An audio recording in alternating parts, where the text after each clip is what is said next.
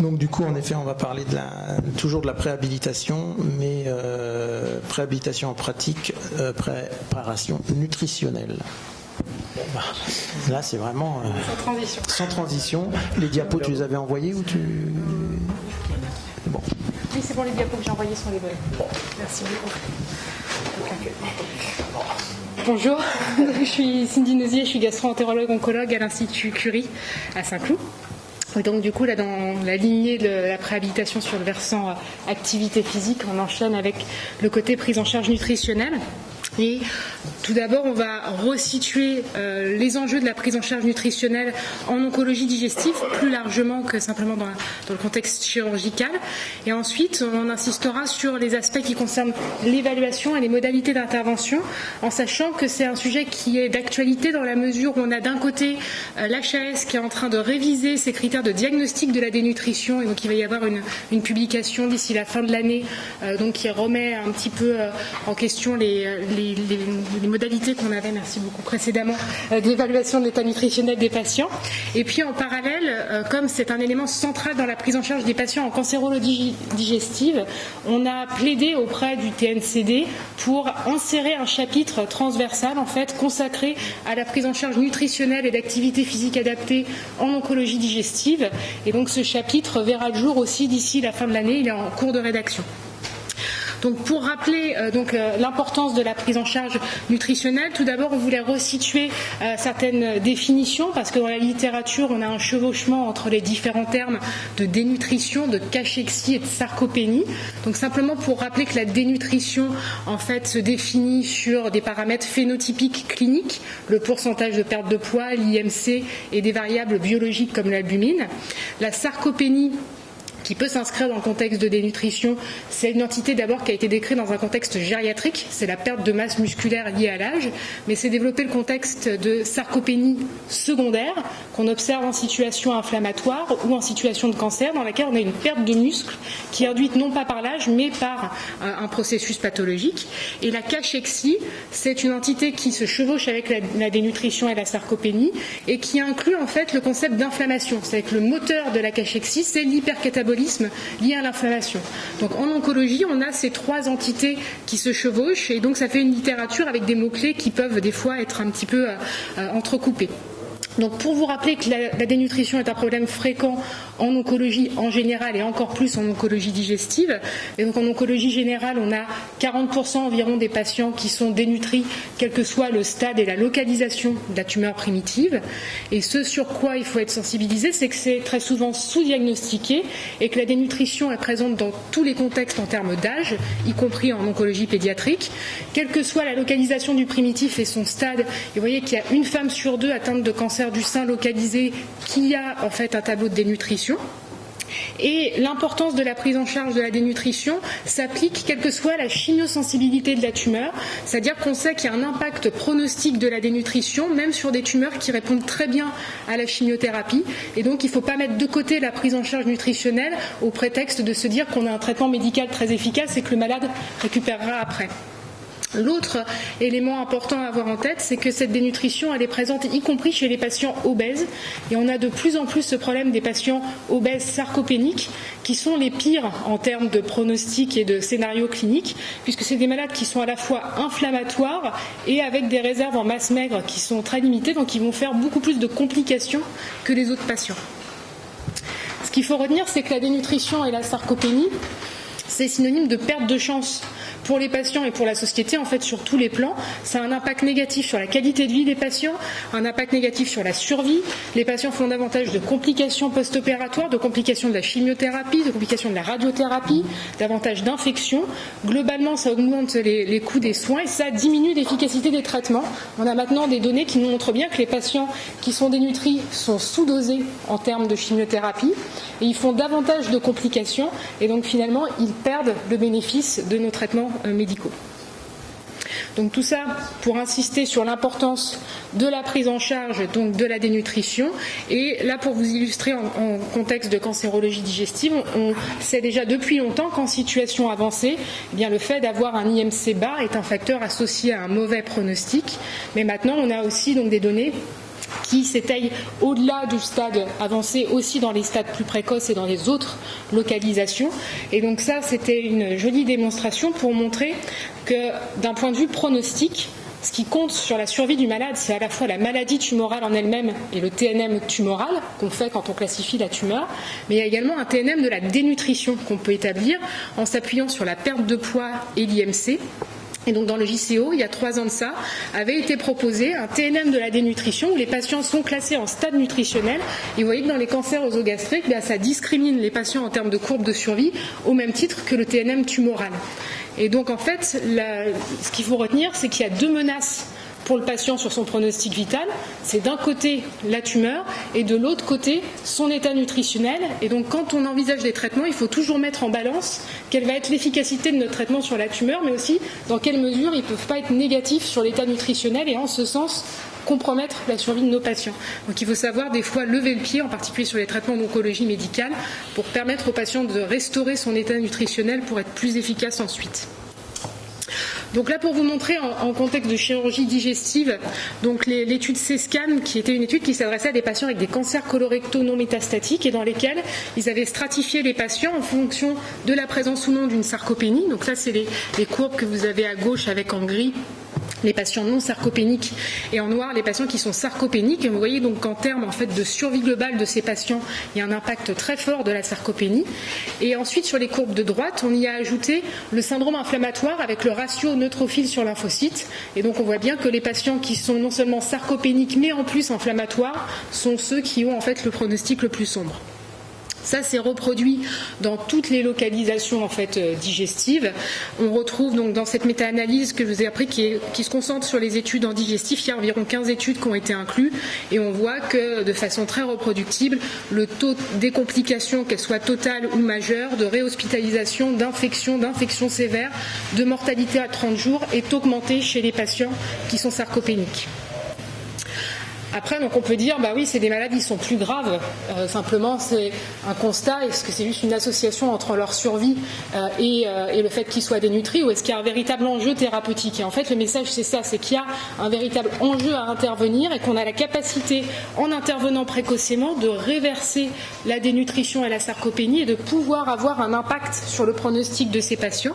Et donc, pour vous rappeler ici que le mécanisme physiopathe de la cachexie se fait en plusieurs stades et qu'aux stades initiaux, on a une possibilité de réverser la cachexie par nos interventions nutritionnelles et d'activité physique adaptée, mais que lorsqu'on est dans un stade de cachexie réfractaire, dans ces cas-là, les mécanismes sont mis en place de façon trop avancée, on a déjà une sarcopénie installée, et là, il est beaucoup plus difficile de réverser le pronostic de ces patients. Donc c'est très important de dépister à tous les stades de la prise en charge donc la sarcopénie et d'intervenir le plus tôt possible dans l'histoire de la maladie du patient.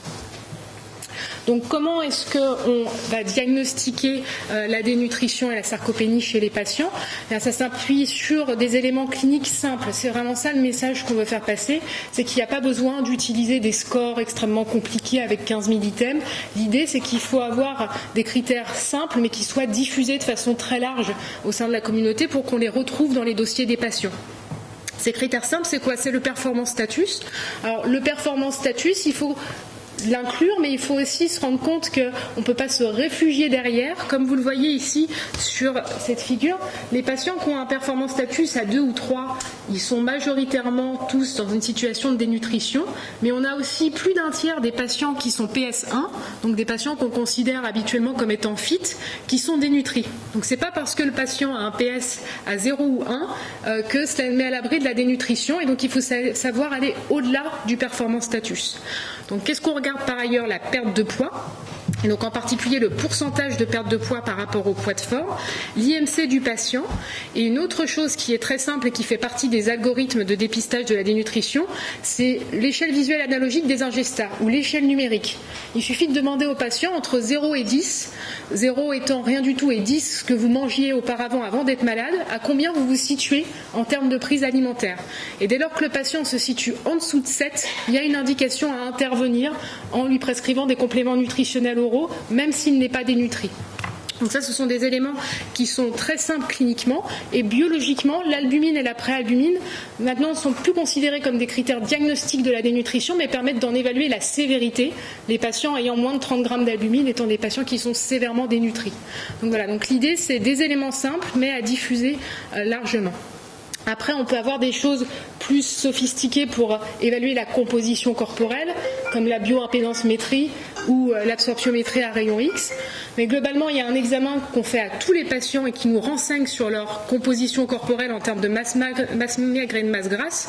C'est le scanner, où très facilement, on peut contourer sur la base donc, de la densité sur le scanner la surface musculaire striée des patients.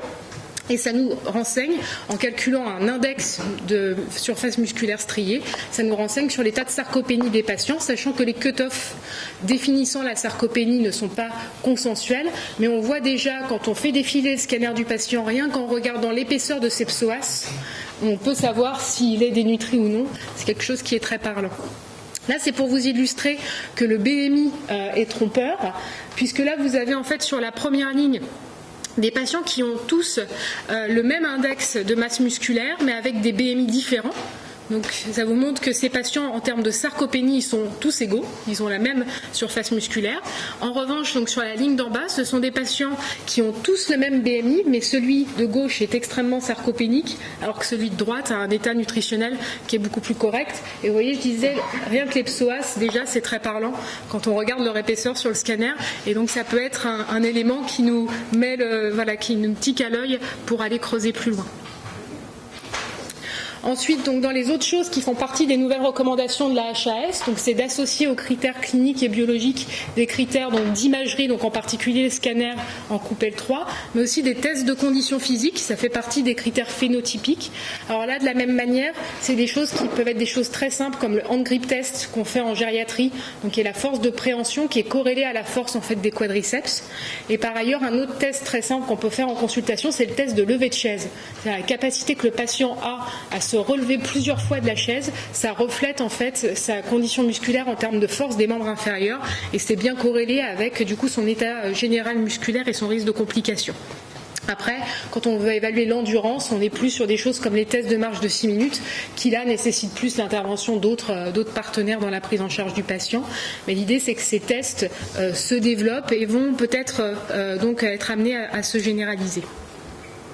Donc en termes de recommandations de prise en charge, donc je vous disais donc l'HAS et comme le TNCD, on s'efforce d'harmoniser nos recommandations par rapport aux pratiques européennes et donc de coller de plus en plus donc au référentiel européen. Donc en chirurgie bien sûr, on a les recommandations ERAS pour tout ce qui concerne l'organisation en périopératoire et pour ce qui concerne la prise en charge nutritionnelle, c'est les recommandations de l'ESPEN 2017 et de la SNFEP en 2012 qui insistent donc toutes les deux sur l'importance d'intervenir précocement dans le parcours du malade. Donc, ce qui est important à retenir, c'est de dépister la dénutrition, de rechercher les facteurs de risque de dénutrition. Et le fait simplement d'avoir un cancer en soi est un facteur de risque de dénutrition, donc c'est assez rapide dans notre spécialité. Et ensuite, ce qui est important, c'est la notion de traçabilité, c'est-à-dire de consigner dans le dossier du patient ce que l'on disait, le suivi de son poids, de son IMC, de son albumine, et dans le contexte chirurgical, de stratifier le grade nutritionnel du patient. Et donc, je vous rappelle que la chirurgie carcinologique digestive étant considérée comme à morbidité élevée, finalement, on est dans une situation binaire, soit le malade est non dénutri, et dans ces cas-là, c'est un grade nutritionnel 2, et donc c'est la prise en charge avec l'immunonutrition préopératoire classique qui s'applique, soit le malade est dénutri et dans ces cas-là c'est un grade nutritionnel 4 et il faut ajouter à cette immunonutrition préopératoire un support nutritionnel artificiel, préférentiellement en utilisant la voie entérale. Et ce qu'il faut retenir, c'est que cette prise en charge de nutrition artificielle n'a pas besoin de corriger le taux d'albumine pour pouvoir donner le feu vert à la chirurgie. 7 à 10 jours de nutrition artificielle suffisent à renverser la balance en termes d'équilibre catabolique anabolique, à corriger les carences et à pouvoir donc permettre une chirurgie avec un risque de morbimortalité diminué.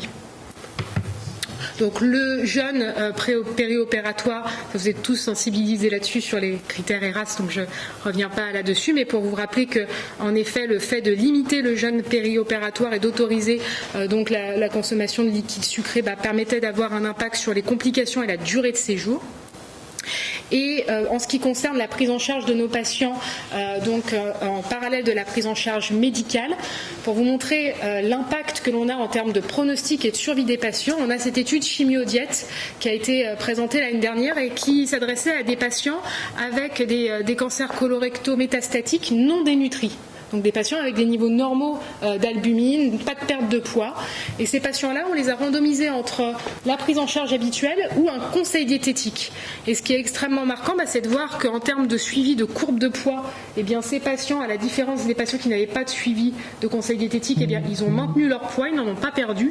Et puis surtout, ce qui est très parlant, c'est la survie des patients. On voit qu'il y a un gain de survie globale chez ces patients par le fait qu'on les a soutenus d'un point de vue diététique, qu'on a surveillé leur alimentation et qu'on est intervenu plus précocement d'un point de vue nutritionnel. En termes médicamenteux, est-ce qu'il y a des choses qui peuvent être utilisées pour booster les patients d'un point de vue nutritionnel? Non, il n'y a rien qui a un niveau de preuve suffisant pour justifier d'être mis en place en pratique. Et en ce qui concerne les régimes, parce qu'on a beaucoup de patients qui nous sollicitent sur le jeûne, périchimio, sur les régimes cétogènes, l'exclusion du sucre, etc. Non, il faut vraiment leur déconseiller. Il n'y a aucune efficacité démontrée et par contre, ça met vraiment à un risque plus élevé à déséquilibrer leur état nutritionnel et à engendrer des carences et donc davantage de toxicité de la chimiothérapie. Voilà. Donc, en synthèse, en pratique, il est important d'expliquer les enjeux de la prise en charge nutritionnelle aux patients dès l'annonce diagnostique, de rester sur une évaluation clinique avec des critères qui sont simples et qu'on doit tracer dans le dossier. Évaluer la sévérité de la dénutrition, parce que chez les patients qui sont fortement dénutris, on sait qu'on peut être exposé à un risque de syndrome de renutrition au moment où elle les réalimente. Donner des conseils de base pour accompagner, ça c'est plus pour les patients sous traitements médicaux, pour prendre en charge les nausées pendant la chimiothérapie, etc. Se donner un objectif nutritionnel donc d'environ 30 kilocalories kilo-jour avec 1,5 g de protéines kilo-jour. Et ce qu'il faut retenir, c'est qu'une intervention courte suffit et qu'il faut réévaluer régulièrement l'état nutritionnel au cours du suivi et adapter la prise en charge aux différentes situations. Voilà, je vous remercie.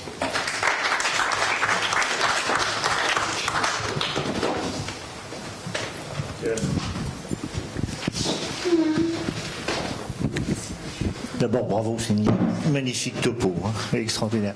Alors, deux questions. On a un niveau de preuve suffisant pour l'immunonutrition préopératoire?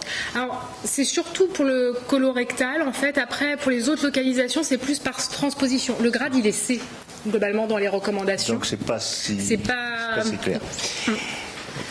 Et ce qui est certain, c'est que l'immunonutrition, il ne faut pas l'utiliser après pendant les traitements médicaux. C'est vraiment purement périopératoire parce qu'en fait, dedans, ça comprend des antioxydants, etc., qui peuvent interagir avec la chimiothérapie et la radiothérapie. Ça anticipe sur ça fait longtemps qu'on sait qu'il vaut mieux pas être... la dénutrition est un facteur aggravant du cancer. La vraie question, c'est... donc où va se situer dans le parcours, à qui ça appartient le plus entre l'oncologue, le chirurgien, l'anesthésiste? C'est ça qui m'embête. Et puis un tout petit truc, on ne parle pas du tout du syndrome inflammatoire? Ça fait partie de la CRP, je l'ai mis dans les critères biologiques. Il y a albumine, préalbumine, CRP. Parce qu'en effet, on l'a dit, l'inflammation est un driver. Où ça se situe dans le parcours? Comment on peut avancer? Alors, je pense que ce qui est important, c'est vraiment de l'expliquer dès qu'on a fait l'annonce du diagnostic, d'expliquer aux patients, il va y avoir des traitements spécifiques. Donc la chirurgie, si c'est le chirurgien qui va en premier, ou la chimiothérapie, si c'est l'oncologue qui va en premier.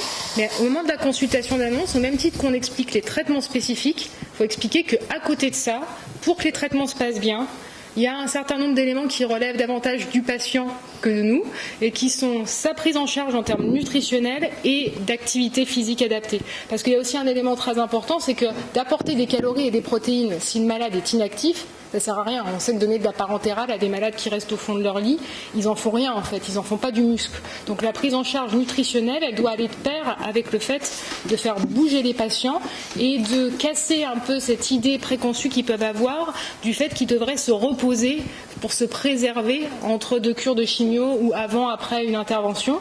Parce qu'au contraire, le repos, en fait, aggrave la fatigue parce qu'il induit un déconditionnement donc au niveau musculaire et cardio-respiratoire. Et donc, moins le patient bouge, moins il va être capable de bouger. Donc, il faut à la fois les nourrir et en plus les inciter à bouger pour transformer les protéines en muscles. Oui. Tout d'abord, vraiment, ce travail est magnifique, extrêmement convaincant. Je dirais dans la vraie vie, le patient qui a un cancer qui n'est pas cachectique, parce que là, je crois que c'est vraiment un petit peu à part, entre guillemets, dans la zone moyenne de la dénutrition, qui a un cancer qui ne nécessite pas une chimiothérapie d'urgence, ça peut arriver de temps en temps. Donc, combien de temps vous donnez pour le remettre, entre guillemets, dans des conditions standards qui minimisent le risque? Parce qu'entre-temps, il y a le cancer quand même qui évolue, donc il y a quand même là-dessus un rapport bénéfice-risque à bien déterminer. Et est-ce que ce que vous entreprenez chez ce patient, c'est quand même compatible, par exemple, avec une chimiothérapie adjuvante s'il en a besoin? C'est-à-dire qu'est-ce qu'on peut chevaucher sur les deux, enfin faire les deux en même temps? Alors, quand on parle d'un patient qui n'a pas de carence, c'est-à-dire qu'il a entre 30 et 35 grammes d'albumine, comme vous disiez, qui a une situation de dénutrition moyenne, on peut amorcer la prise en charge nutritionnelle en parallèle de la chimiothérapie néoadjuvante. Les situations où on se dit vraiment il faut d'abord qu'on se donne un petit temps de renutrition avant d'amorcer la chimiothérapie, c'est si le malade a moins de 25 grammes d'albumine et qu'on sait que là on s'expose à des risques toxiques importants. Et même dans cette situation-là, il ne faut pas différer trop le traitement. 7 à 10 jours de renutrition sont suffisants pour corriger les carences et faire en sorte de le mettre à l'abri des grosses complications. Voilà, l'idée c'est qu'il ne faut pas se dire je vais prendre 2 mois et le ramener au-dessus de 30 grammes d'albumine. C'est pas ça le but. Le but c'est vraiment de se dire de corriger en fait des carences en oligo-éléments essentiels et la carence, en fait, de renverser la balance anabolique-catabolique pour pouvoir amorcer le traitement en diminuant le risque toxique.